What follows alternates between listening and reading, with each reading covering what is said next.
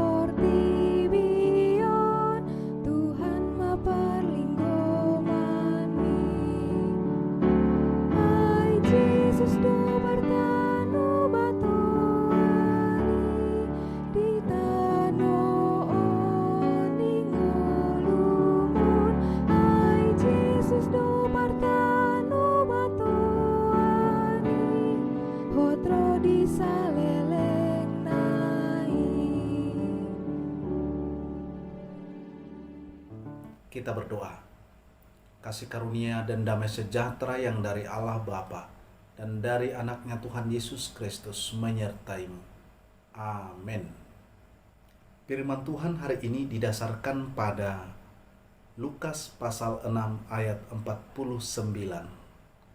Akan tetapi, barang siapa mendengar perkataanku tetapi tidak melakukannya, ia sama dengan seorang yang mendirikan rumah di atas tanah tanpa dasar. Ketika banjir melandanya, rumah itu segera rubuh dan hebatlah kerusakannya. Demikian firman Tuhan.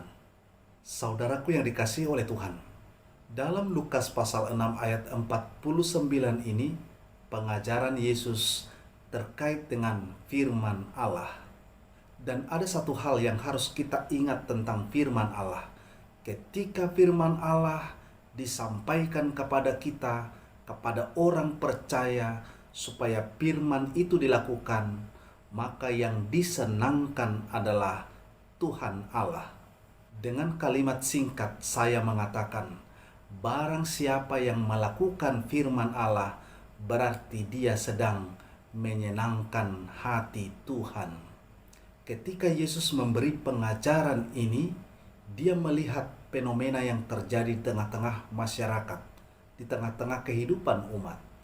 Ada orang yang mendengar firman Tuhan, namun ia melakukannya. Dan ada orang yang mendengar firman Tuhan, tetapi dia tidak melakukannya.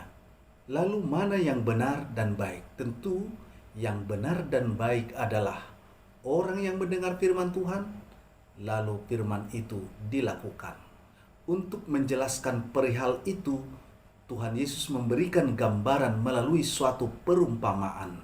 Ada rumah yang dibangun di atas tanah tanpa pondasi, dibandingkan dengan rumah yang dibangun di atas tanah dengan menggunakan pondasi batu. Kedua rumah ini sama-sama dilanda banjir. Rumah yang dibangun di atas tanah tanpa batu akan lebih mudah mengalami kerusakan.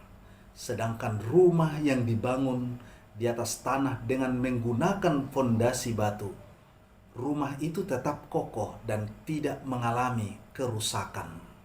Saudaraku yang dikasihi oleh Tuhan, kita sudah mendengarkan firman Tuhan 1 kali, 2 kali, 3 kali, bahkan sudah berkali-kali.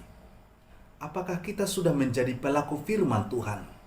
Di masa-masa sekarang, ada banyak orang-orang Kristen yang hidup kerohaniannya semakin rapuh. Ketika mereka mengalami masalah dalam kehidupan mereka, mereka tidak mampu bertahan. Mereka jatuh dalam keputusasaan. Firman Tuhan itu sendiri adalah Yesus Kristus. Barang siapa yang berpegang pada perkataan Tuhan Yesus dan menerima Yesus Kristus di dalam kehidupannya, maka Tuhan Yesus Kristus akan menjadi penolong dan penopang kehidupan kita. Oleh sebab itu, marilah kita menjadi pendengar dan pelaku firman Tuhan. Amin. Kita berdoa. Tuhan Allah Bapa, kami bersyukur Firman-Mu sudah menyapa kami pada hari ini. Tuhan, berikanlah kami kekuatan agar iman kami menghasilkan buah yang tetap.